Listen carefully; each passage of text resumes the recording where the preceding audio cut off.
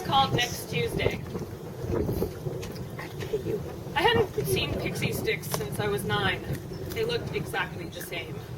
During my job interview, Maureen poured tube after tube of the colored sugar into her mouth and drank Diet Pepsi through 2 of the empty straws. When she asked questions, I caught flashes of purple and orange on her tongue. Disconcerted, I joked about the nutritional value of her lunch. She ignored my wit, took a long drag on her soda, and asked why I believed I was qualified to serve as Dean of Students for the university's business school. I listed my credentials and went into auto mode, reciting the requisite responses about the university's stellar reputation and my passion for helping students to achieve academic success. I toned down any show of enthusiasm. I was drama club, trying out for cheerleading. I wanted to bum one of her sticks like a cigarette. I got the job.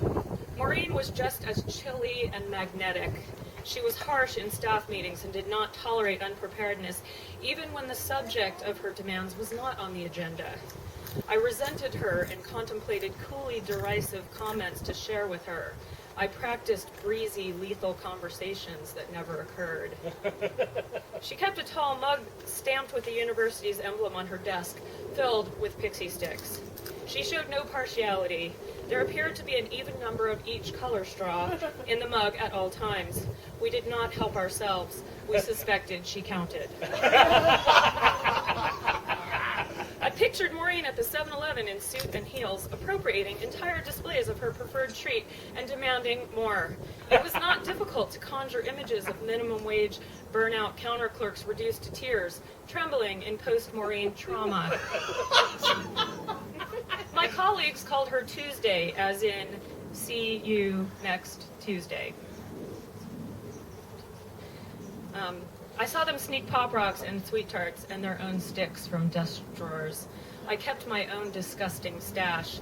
We were cranky and giddy from our addictions. We liked and disliked students based on their popularity with others. We talked about each other in closed-door meetings. 6 months in, at my performance review, Maureen noted that she had received complaints from students who described me as impatient and unhelpful. I said, I bet it was that whiner Darcy Morgan. Maureen set down her can of Diet Pepsi jammed with soggy paper straws. We don't discuss our students in that manner, Anne.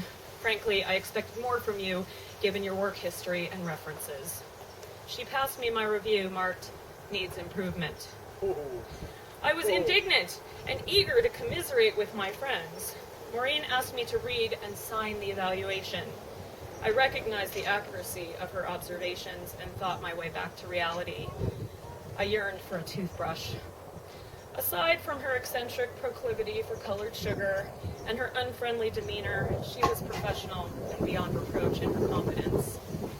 I apologized, signed the form, and returned to my office, where I spent the afternoon attending to my job description. At home, I revised my resume and submitted it to several other universities in the area. Maureen showed no surprise at my resignation. We would not miss one another. Packing my office 2 weeks later, I came across my candy supply. With the slightest residual temptation, I left the brightly colored packets and striped tubes on my desk for my colleagues to pick over, like trick-or-treaters costumed as adults.